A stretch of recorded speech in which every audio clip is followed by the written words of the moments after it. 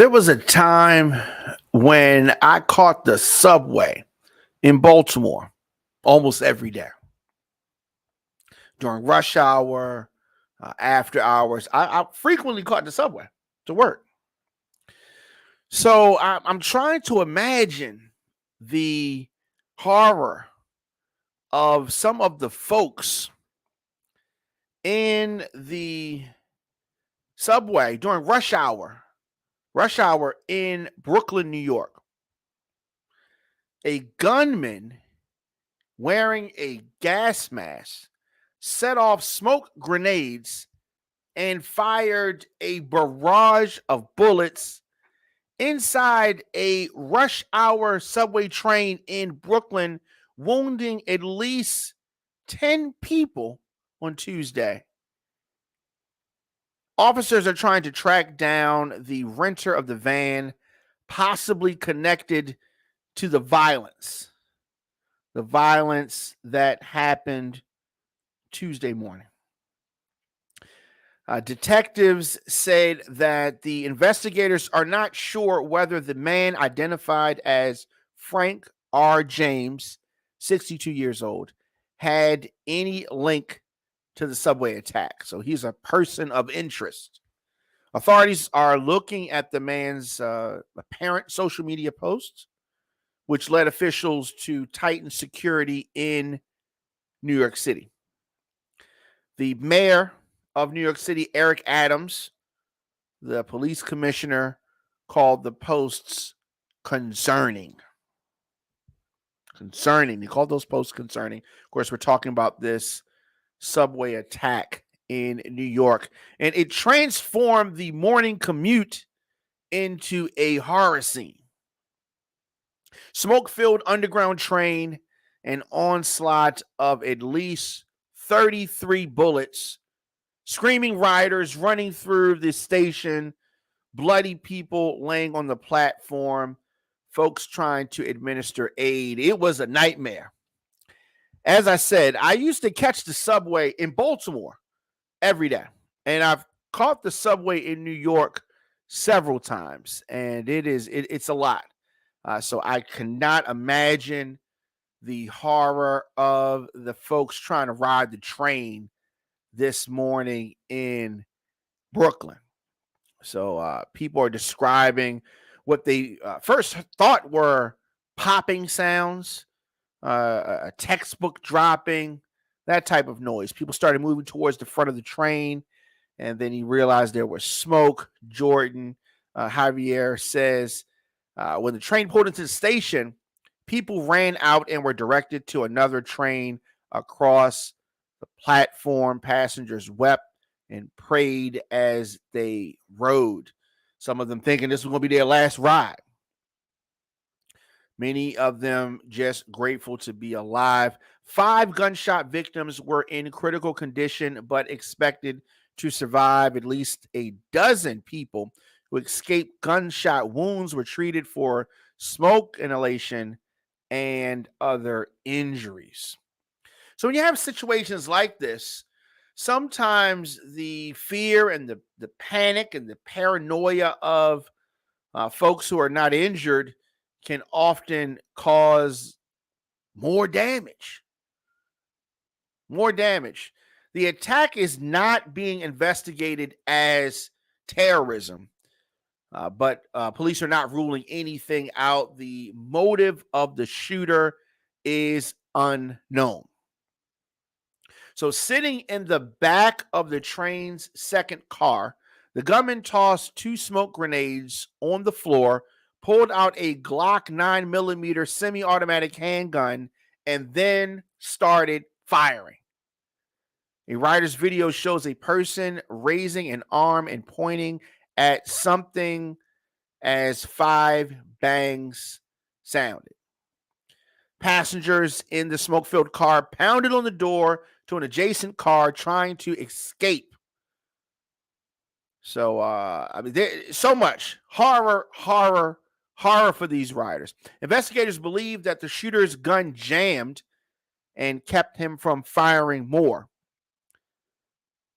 So 2 law enforcement officials who were not actually authorized to discuss the investigation, spoke about that. Police said that they found the weapon along with extended magazines, a hatchet, a detonated and undetonated smoke grenade, a black garbage can, a rolling cart, gasoline, and the key to a U-Haul van. So this particular key to this van led investigators to James, who has addresses in Philly and in Wisconsin. The detectives said that the van was later found unoccupied near a subway station where investigators determined the gunman entered the train system. So they have this person of interest that they are looking for. So there are some videos, YouTube videos that were apparently posted by this person of interest. And he talked a lot of black nationalist rhetoric, talked some violent language, some really wild comments. Some of these comments were directed at other black people. The person of interest is black. One posted on April the 11th criticizes crime against black people, saying that drastic action is needed to change things. This is definitely not the way you do that. Definitely not the way you do that. So this attack unnerved the city. City's on guard. There is a rise in gun crimes. There's an ever-present threat of terrorism. A lot of New Yorkers and just Americans in general, a little jittery about riding the subway station, especially in the country's biggest subway system.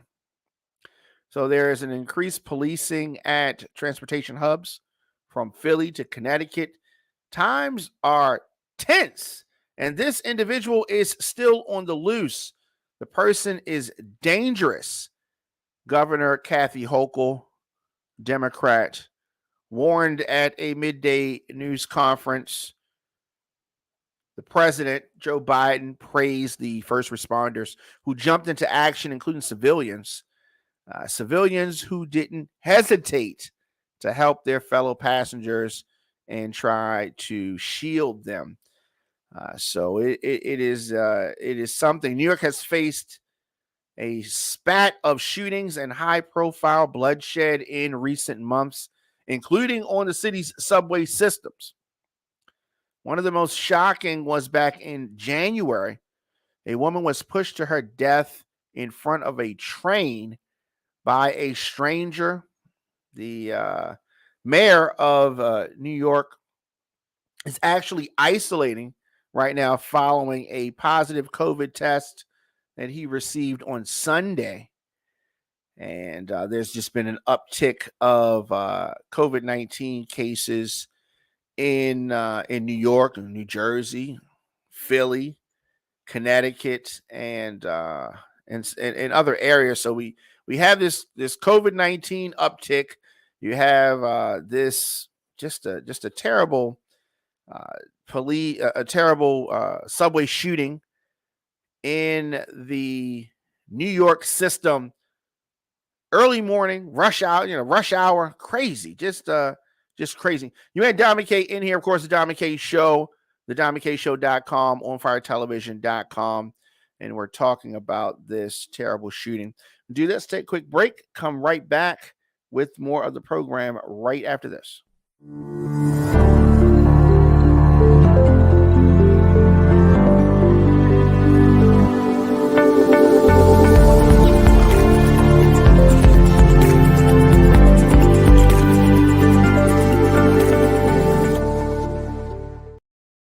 Welcome back. You man, Dominic K in here, the DominiCShow.com, onfiretelevision.com. And, it is one of those things. So we talk about New York. We're talking about the violence today at the subway station with the shooting and all of that. New York is not a place where things happen and many folks are not talking about it. So also in the news, New York's Lieutenant Governor, Brian Benjamin is his name, resigned today. And he resigned in the wake of his arrest in a federal corruption investigation. Just a big political scandal and a crisis for the governor, Kathy Hochul, 7 months after she selected Benjamin, this gentleman right here, as a partner to make a fresh start in an office that was already rocked by scandal. If you remember, the Governor Cuomo just had a scandal a few months ago, and he had to resign.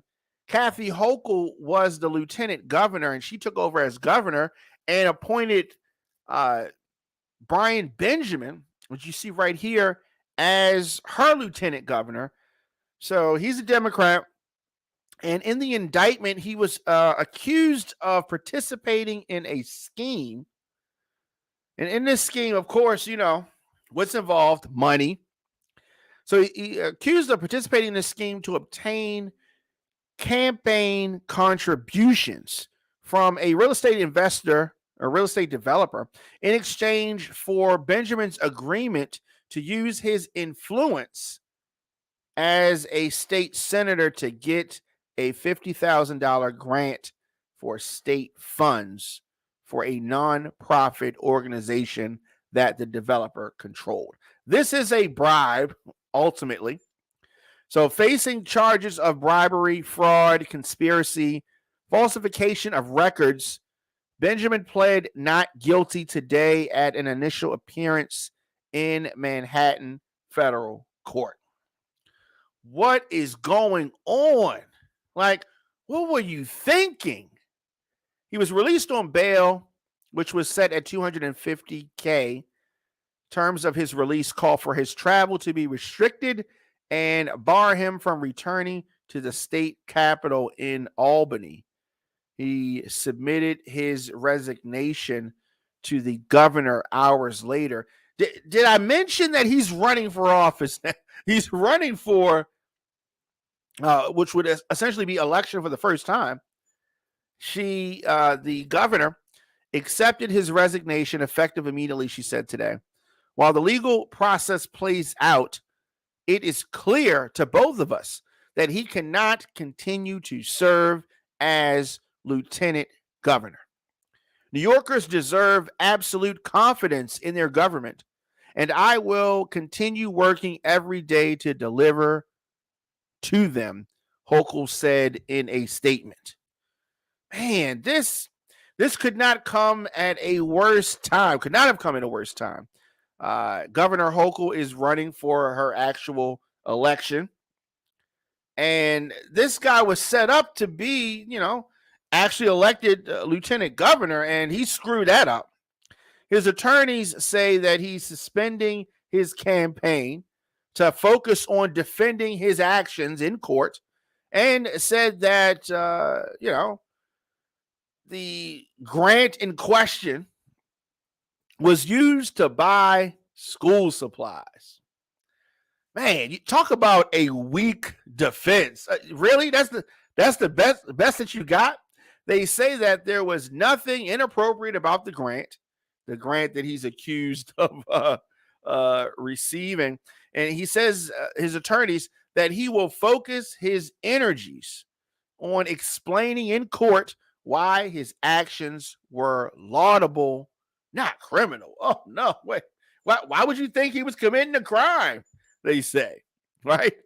He looks forward to when his case is finished so he can rededicate himself to public service. I don't know if anybody's going to be rocking with him in the public service area, right? He's no Marion Barry. Hochul in September selected Benjamin, then a state lawmaker, to serve as the second in command when she became governor, taking over for, of course, the resigned Andrew Cuomo. So he had the allegations of sexual harassment, 11 women. He denied that. And then you turn around and the next group in office, the lieutenant governor, has to resign on controversy. Just a bad time right now. So Hochul was Cuomo's lieutenant governor.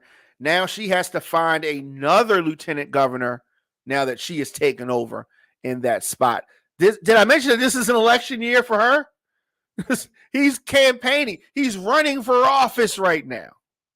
So her campaign office did not respond to messages about what her plans are moving forward, who's going to be her new lieutenant governor and who's going to be her running mate. She's trying to figure that out. Benjamin was the state's second black lieutenant governor. During his legislature career, he emphasized, check this out, criminal justice reform and affordable housing. His district included most of central Harlem. He was born and raised by Caribbean immigrant parents. Man, talk about making the hood look bad. Hopefully, the truth will come out of this, but it does not look good. New York law makes it tough to remove Benjamin from the June primary ballot. He couldn't move out of New York to disqualify himself from running for office, or the state Democratic Party could let him run for a down ballot office. The Democratic Party said that they are exploring all options. So they're not really ready to outline what they're considering, but they look to do it quickly. Now, Benjamin was not without controversy. 2 months after he became lieutenant governor, and I think this is where a lot of his problems stem from. 2 months after he became lieutenant governor, a real estate developer who steered campaign contributions toward Benjamin's failed bid for New York City comptroller was indicted. So then federal authorities accused Gerald Migdol of wire fraud, conspiracy to commit wire fraud, and aggravated identity theft in illegally giving donations to Benjamin's campaign. So the indictment said that Benjamin and others at his direction, or others acting at his direction or on behalf of him, also engaged in a series of lies and deceptions to cover up the scheme that stretched from 2019 to 2021. So they falsified campaign donor forms, misled regulators, and provided false information in vetting forms Benjamin submitted while being considered to be appointed as the lieutenant governor. So he lied to everybody, and also lied to Governor Hochul. Had he been honest, maybe she would not have even selected him. Prosecutors had previously not made any accusations about Benjamin and his campaign, said at the time of the arrest of the real estate developer that they had forfeited any improper donations as soon as they were discovered. I guess that was not really the case. More recently, reports came out saying that Benjamin had been, there had been some issues regarding his finances even before Hochul picked him as lieutenant governor. So before Benjamin's arrest and resignation, Hochul defended him, right? She said last week that she had the utmost confidence in him. She said last week that she did not know of any subpoenas when she tapped Benjamin to be her number two. Now she has all this egg on her face. But I mean, she didn't know. But not knowing kind of makes her look like, not necessarily competent or just not on top of things. Of course, Republicans jumping all over this. Fellow Democrats called for his resignation. And as I often have talked about, black politicians in a lot of instances just getting the blues. Or whether it's Baltimore, whether it is New York. Now, it is just a long history of lawmakers and other Albany leaders who have been engulfed in allegations of wrongdoing. Not just black politicians, but I mean just New York politicians in general. You had Cuomo, that whole debacle. I mean, Elliot Spitzer, that whole debacle. Former New York Assembly Speaker Sheldon Silver, 2015, he was arrested on federal corruption charges. I mean, it's just a long list.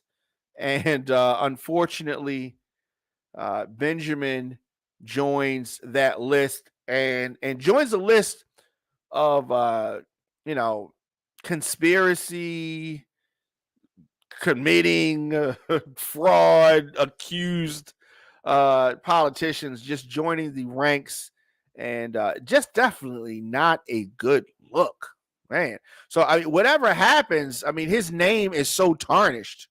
I don't see how he recovers from this. He's definitely not going to be lieutenant governor. Resign from that, and whether he's on the ballot or not, it's a bad look. So when you look at Governor Hochul having her name attached to this and all of the negative press that he's going to get, it is just a nightmare. Running for office, the last thing she wants is her name, the governor, her name connected to this kind of foolishness. Just tune in. She made Don McKay in here, the DonMcKayShow.com, OnFireTelevision.com, and the Legendary Lifestyle Cafe is a community-based wellness space driven by local business partnerships and provides health-conscious foods and products. Located at 1301 North Broadway in Baltimore, the Legendary Lifestyle Cafe is open from 8 a.m. to 6 p.m.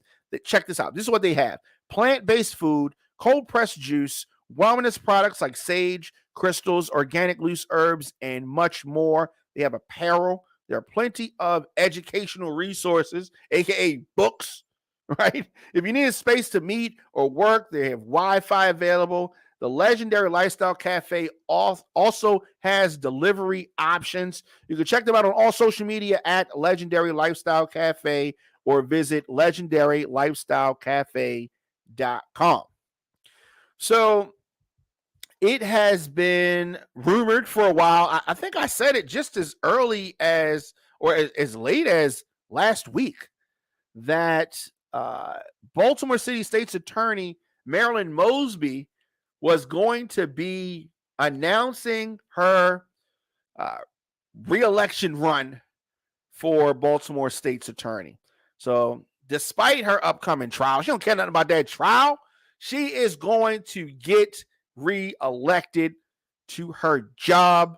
She released a 3-minute long announcement video, which I really liked, set against the backdrop of the Kanye West song Jesus Walks. Oh, her opponents, her naysayers, they have got to be angry about this. Who does she think she is walking down the streets of Baltimore with Jesus Walks playing? A whole bunch of supporters, including her husband and kids, at her side. Who does she think she is? That's probably what the haters are saying. That is probably what the haters are saying. So Mosby said that she is proud of the work that she does. Oh, yeah, she got up there. She's on this video defending her record. She is talking about bringing real reform and the meaning of progress in Baltimore. Mosby, would be the third Democratic nominee seeking the position of Baltimore City State's Attorney.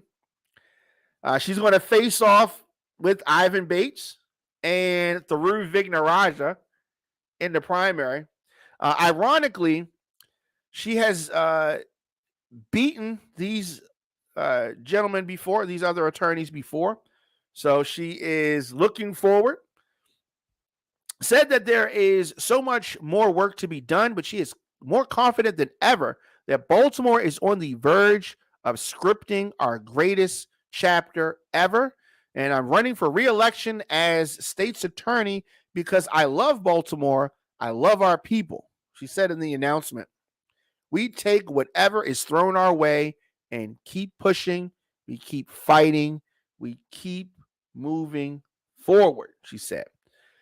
Now, Mosby still faces some perjury charges related to a COVID-19 financial hardship withdrawal of her own money and an alleged false statement on a loan application. New trial date is set for September, but she has this July election, and I think that she will do this. I think that she will be successful. I think that the charges are really, really thin. I don't see it. I'm surprised that this is what they're going for. Her opponents, the ones that are trying to take her down. She says that she is innocent of the charges that have been levied against her. And, this is I just feel like it's been a personal attack. She's upset some folks, and she kind of outlined some of the things in the video, the announcement video, that have folks so upset. Some of the things that she has done to really hold it down. Some of the things that she's focused on are the very things that have folks angry with her, right? And she's tough. She has not run. She has not buckled under the pressure. She has continued to move forward, right? So she is seeking the third term as Baltimore City's state's attorney. She is the top prosecutor in Baltimore, and she's coming hard. And this is right before the deadline, which is what I predicted. The deadline is Friday. Deadline's Friday, and she came out just before the deadline to make this announcement. Do you support Marilyn Mosby if you're in Baltimore? I think that time is going to tell.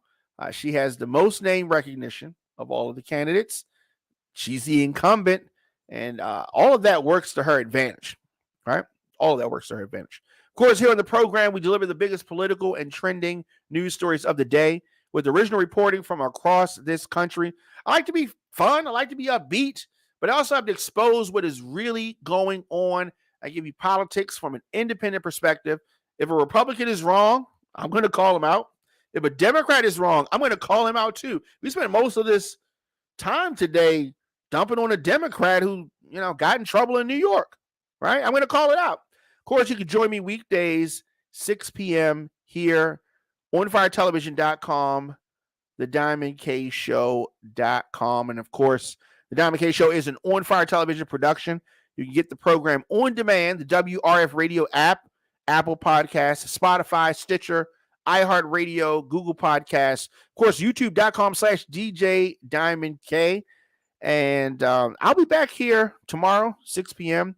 On Fire Television is an advertiser-supported audio and video network. You get breaking news, podcasts, and TV shows covering topics that are important to our culture. Wow.